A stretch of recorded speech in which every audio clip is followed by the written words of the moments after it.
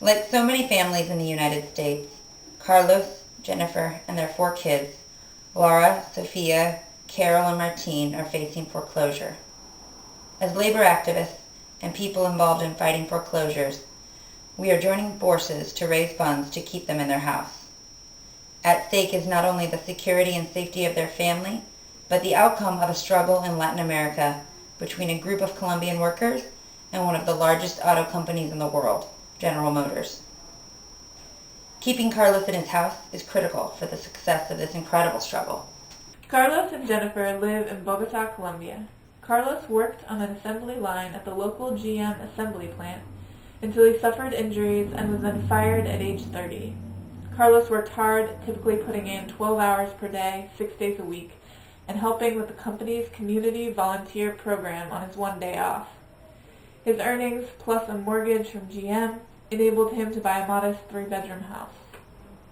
The long hours worked on an outdated assembly line resulted in repetitive stress injuries not only for Carlos but for thousands of GM workers who worked at the same plant. Carlos developed severe shoulder injuries. Other workers developed disabling injuries to their spinal columns, arms, hands, and wrists. Through a series of illegal twists and turns, GM rigged the system to rid itself of workers after they developed injuries on the job, which went unchallenged until Carlos and his coworkers said, "Enough is enough." When Carlos lost his job of 6 years, his world came crashing down. Saddled with permanent shoulder injuries and facing high unemployment in Colombia, Carlos has only been able to pick up occasional day labor.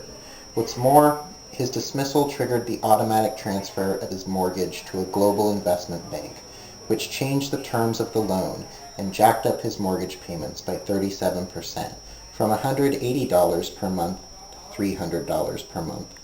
Unable to come up with the payments, he now faces imminent eviction unless we are able to raise these funds. With his back up against the wall, Carlos chose to fight. He and many of the other fired workers formed Asotricol, the Association of Injured and Ex-Workers from GM Colombia, intending to win back their jobs, with back pay and compensation. After getting no results from the Colombian government or GM, they set up tents right in front of the U.S. Embassy to pressure the U.S. government to make General Motors, which had just been bailed out, follow the law. The GM workers of Asotricol have maintained their encampment ever since, 24 hours a day, 7 days a week, for the last 22 months. To dramatize their struggle, they have also endured 3 hunger strikes, stitching their lips closed with a needle and thread to put pressure on GM to negotiate. In retaliation, Carlos and his fellow injured workers were targeted with death threats. This is not unusual in Colombia, one of the most dangerous countries for workers trying to exercise their rights.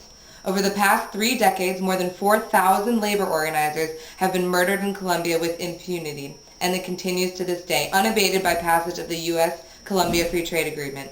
For the injured GM workers, the death threats are very real.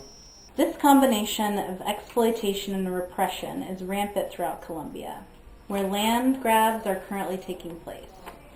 Transnational corporations, mostly U.S. and Canadian, are displacing indigenous, Afro-Colombian, and small-scale farming communities so they can mine Colombian gold and coal, build large hydroelectric dams, and destroy rainforests to cultivate African palm plantations, all for immense profits.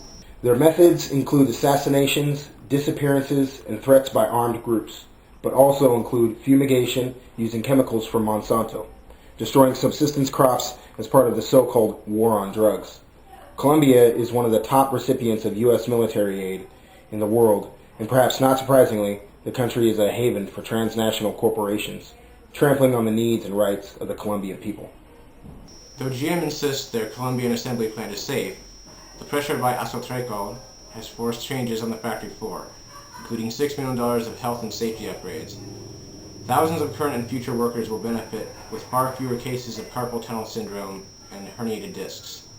In addition, Asotricol's complaints have led to investigations into corrupt government officials, with one sentenced to 6 years in prison and others under investigation.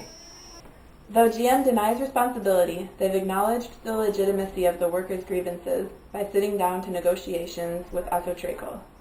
Sadly, what they offered was not even enough to cover the cost of the surgeries the injured workers need. This is not the only GM plant in Latin America where workers suffer debilitating injuries and get fired. GM is resisting Azotracol's solution for fear it will set a precedent for every location where injured workers are treated by GM as disposable.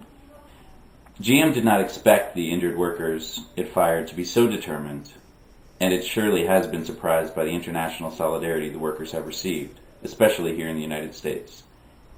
U.S. auto workers, retirees, and community groups have been steadily sending funds to workers so their families can eat and the injured workers can continue their inspiring struggle. Our goal is to raise $1,800 to pay 6 of the 17th months of mortgage payments that Carlos has missed, to keep him in his house and possibly refinance with the bank. This support will allow Carlos to remain at the encampment with the other Azotreco members and continue their fight for a fair and lasting solution. Discussions are currently underway, which may lead to renewed negotiations. Keeping Carlos and his family in their home is critical to maintaining the tent encampment and pressuring GM to settle. Donate what you can. Stand with these heroic workers. Be part of the struggle that has already improved the lives of thousands and that promises to do much more, if we can only keep the flame alive.